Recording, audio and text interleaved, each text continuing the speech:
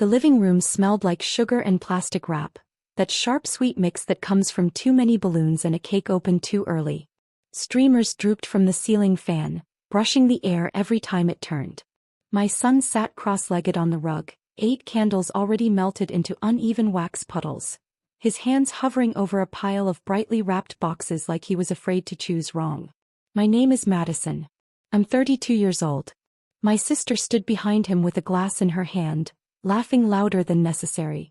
She'd been drinking since noon. Everyone knew it. Everyone pretended not to. When my son tore the paper off the first gift and smiled, wide, unguarded, she leaned forward and plucked it from his hands. "Oh no," she said, mock serious. "This one's terrible." Before anyone could react, she bent it in half. Plastic cracked. Something inside snapped with a sound too clean to be accidental. Laughter erupted, nervous at first, then encouraged. Someone said, "Relax, he has more." Someone else added, "Kids don't even notice." My son noticed. He didn't cry. He froze. The way children do when they're trying to understand which version of the room they're in. The safe one or the other one. He looked at me, eyes searching, then back at the gift now in pieces at his feet. I stood up. The carpet fibers pressed into my bare soles. I said my sister's name once, clearly. She ignored me. She grabbed the next box and shook it, listening for the rattle like it was a game show. The paper tore too fast. She laughed again and tossed the contents onto the floor where someone accidentally stepped on it. A crunch. Applause. No one stopped her. No one spoke up. I remember the smell of frosting warming under the lights. The sound of the ceiling fan clicking. The way my heart thudded against my ribs, not fast, just heavy, like it was carrying something fragile. I moved toward my son, but a hand brushed my arm. My mother's. Warning. Not here, her eyes said. Not now. A memory drifted in, me at 10 being told to let things go because my sister was just like that. Me at 15 watching something I cared about get ruined while adults smiled through it. The lesson had been consistent. Peace mattered more than protection. My sister lifted another gift, this one wrapped in blue paper my son had picked himself at the store weeks earlier. He whispered, "Please," so quietly I almost missed it. He pretended not to hear. That's when my father stood up. He hadn't laughed. He hadn't intervened either. He'd been sitting in the armchair near the window, hands folded, watching the room like it was something he'd already measured and found wanting. He didn't raise his voice. He didn't say my sister's name. He reached up and slid his wedding ring off his finger. The metal made a soft sound when he set it on the table. Too soft. Everyone noticed anyway. The laughter died.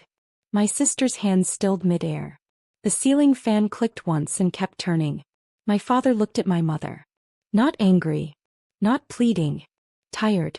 He said 4 words, evenly spaced, like he was placing something down with care. Everything in the room changed shape.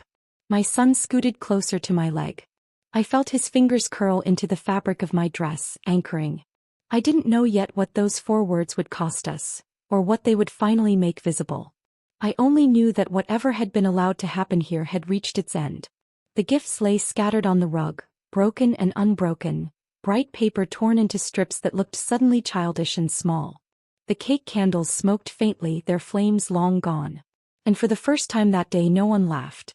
No one moved after he said it. The room stayed suspended like sound had been cut from a film, but the picture kept running. My mother stared at the ring on the table as if it might roll away if she looked too long. My sister lowered the gift slowly, her smile collapsing into something defensive, then confused. My father didn't sit back down. He remained standing, one hand resting on the chair like he needed the support.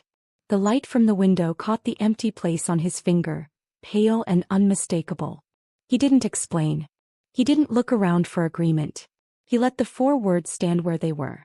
A memory drifted in, uninvited. My father years earlier, telling me quietly to take my sister's side because she needs more patience. My mother nodding along, already smoothing the edges of whatever had been broken. The pattern hadn't been loud. It had been consistent. My sister laughed again, brittle this time. "You're being dramatic," she said, glancing around for backup. "It's a joke. He has other presents." She nudged a box with her foot, pushing it toward my son like an offering. My son didn't move. He pressed closer to my leg, his head resting against my hip. I could feel his heartbeat through the fabric fast now. I wrapped an arm around his shoulders without looking away from the room. My mother finally spoke. She said my father was tired. She said this wasn't the time. She said we could all calm down and talk later. Later, again, the word that never fixes anything. My father shook his head once. Final. He said he'd watched too many moments pass where laughter had been used to cover cruelty. He said he'd told himself it wasn't that bad. He said it had become that bad a long time ago. The room reacted unevenly. An ant cleared her throat. Someone reached for a plate to give their hands something to do. My sister's face flushed. She said my father was embarrassing her. She said everyone knew she didn't mean harm. She said I was overreacting by letting my son get upset. That's when I spoke again. I said my son wasn't upset. He was learning. He was learning who would protect him and who would call harm a joke. My voice didn't shake. That surprised me. My father looked at my son, then really looked at him, and something in his face softened and hardened at the same time. He said the house had taught the wrong lessons for too long. He said he wouldn't be part of it anymore. My mother's eyes filled. She reached for him, then stopped herself, hands hovering uselessly. The ring stayed where it was, a small circle of consequence on the table between cake plates and napkins. My sister scoffed and set the gift down too hard. So what, she said.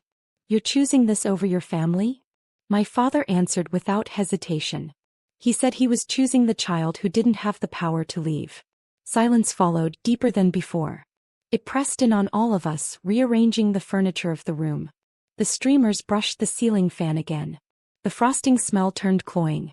I gathered the broken gifts quietly, setting them aside so my son wouldn't have to look at them. My hands moved on instinct, careful and steady. I realized then how often I'd done this, cleaning up damage so no one else had to acknowledge it. My father reached for his coat. My mother whispered his name. He didn't answer. He opened the door and let cold air spill into the room, sharp and honest. Dad? My son asked, small and unsure. My father knelt and met his eyes. He said birthdays are supposed to be safe. He said adults don't get to laugh at children's pain. He promised to call tomorrow. Then he left. The door closed behind him with a sound that wasn't slammed, but firm enough to be remembered. And in the quiet that followed, everyone understood the same thing at once. What had been said couldn't be unsaid. The room didn't recover after he left. It pretended to, which is different. People shifted, spoke in half-sentences, picked up plates that didn't need clearing.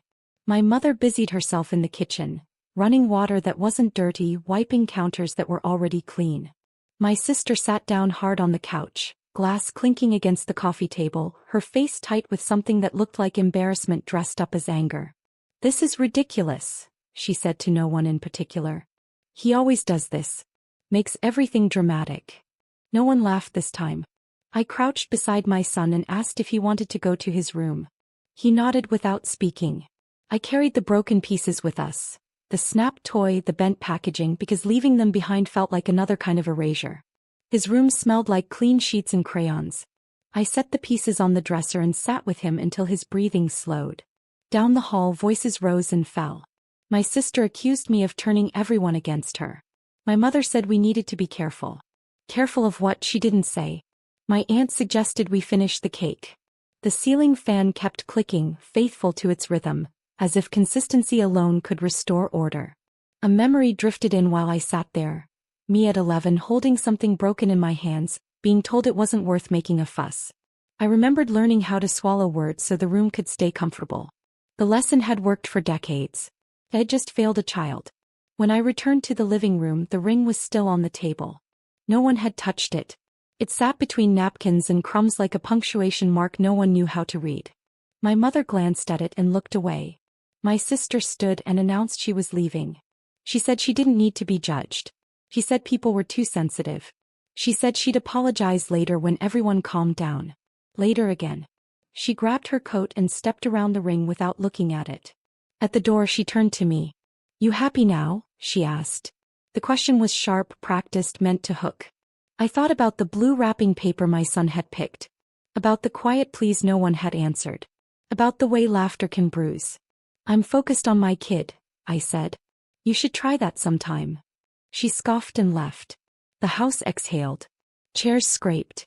Someone finally cut the cake, the knife sliding through frosting with a sound too soft for the moment. My mother offered a slice to my son later. He shook his head. She nodded like she understood, then turned away before she had to show it. That night, after everyone else had gone, my phone buzzed. A text from my father. "I'm sorry I didn't stop it sooner." Another followed. "I should have protected him." I sat at the table with the ring between my fingers, cool and heavy. I didn't know what his 4 words would cost him. I knew what they'd cost us already. But I also knew what they had given my son. A moment where an adult chose him without hesitation. I wrote back once. "Thank you for seeing it." Outside, the streetlights hummed. Inside, the house felt quieter, rearranged. Not healed, but honest. Some families fall apart loudly. Others split along lines that were always there, just waiting for someone to name them. I put the ring back on the table where it had been and turned off the lights. Morning came, thin and gray, the kind of light that doesn't ask permission. I made coffee and stood at the sink while it brewed, listening to the quiet settle into the house. My son slept longer than usual, curled tight the way children do after a day that asked too much of them. The living room still smelled faintly of sugar and plastic, reminders lingering where celebration had failed. My phone buzzed once. Then again. Messages, not calls this time. My mother first. She said she hadn't slept. She said she didn't know how things had gone so wrong. She said families have to forgive.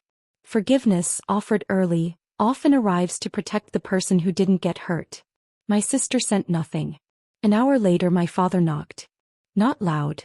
Just enough to be heard.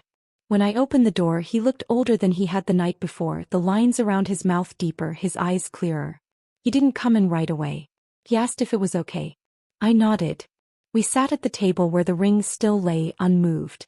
He picked it up and turned it once between his fingers, then set it back down. He said the 4 words he'd spoken had been waiting years to be said. He said he'd stayed quiet too long because quiet was easier than change. He said watching a room laugh while a child learned to shrink had finally broken whatever excuse he'd been using. He asked how my son was doing. I told him the truth. That he was confused. That he was hurt. That he was already learning which adults were safe. My father closed his eyes for a moment, then nodded like he deserved every word. When my son came out, rubbing sleep from his eyes, my father knelt immediately. No speeches. No explanations. Just presence. He apologized to him, not vaguely, not sideways. Directly. He said adults should have stopped it. He said he should have stopped it sooner. He promised that if he was there again he would. My son listened, serious, then nodded once. Children know when an apology is real. They don't need it to be long. The family didn't recover neatly after that. There were conversations that never happened. Invitations that didn't come. Holidays that shifted shape. My mother tried to smooth things over in private. Asked if we could all just move past it. I told her moving past something without fixing it just teaches it how to return. My sister eventually sent a message. Short. Defensive. She said she hadn't meant to hurt anyone. She said she was embarrassed. She said everyone was being dramatic. I didn't reply. Some explanations explain themselves. My father moved out 2 weeks later.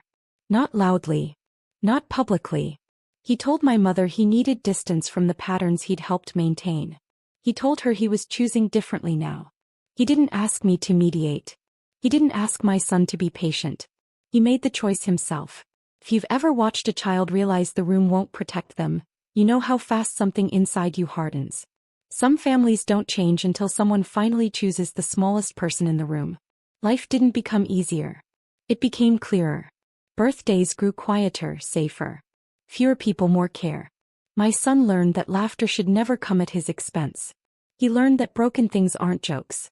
He learned that at least one adult would stand up even if it cost them comfort. The ring stayed on my table for a long time. A reminder that silence is also a choice, and that breaking it can break everything that depended on it.